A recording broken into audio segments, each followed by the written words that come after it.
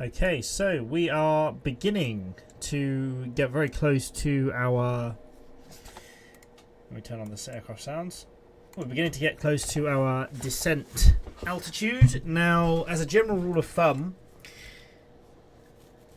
for every 1,000 feet of altitude, you want about 3 miles. So we're currently at 36,000 feet, so if you times that by 3, you're looking at about 108 nautical miles. So we're currently at 143 nautical miles. So in about 25 nautical miles time, we want to begin to look to configure the aircraft. So what we're going to do for the purpose of this exercise is put the dome lights on so we can see all the aircraft controls. And we can see here, you can't see the mouse, but where I'm looking right now, this is the edge of France and the northernmost tip of France here. This is what would be the English Channel. So this is where we are on the map, northernmost part of France. This is the English Channel. So you'll have Guernsey, Jersey to your left. We can actually have a look at them in the aircraft. So there they are, down there, over there.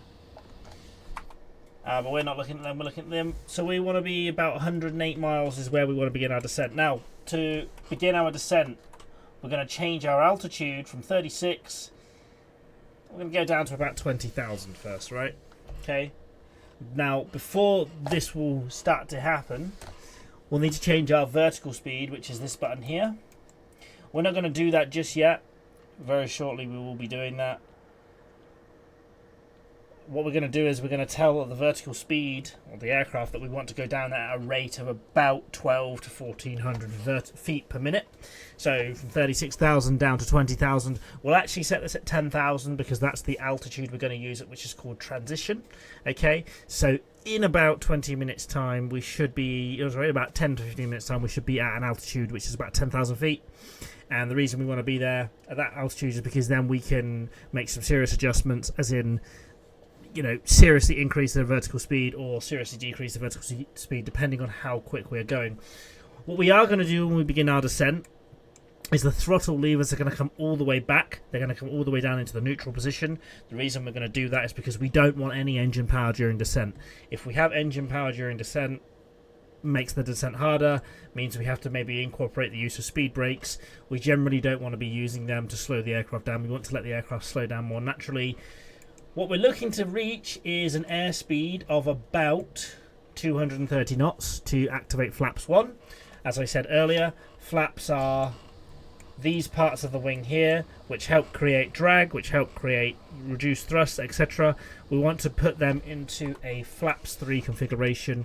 I will explain more about that in the next video as part of the descent profile. But that in a nutshell is what we're looking to do. So very quickly, very soon, we're currently at 124 nautical miles. So we'll start our descent slightly early, right?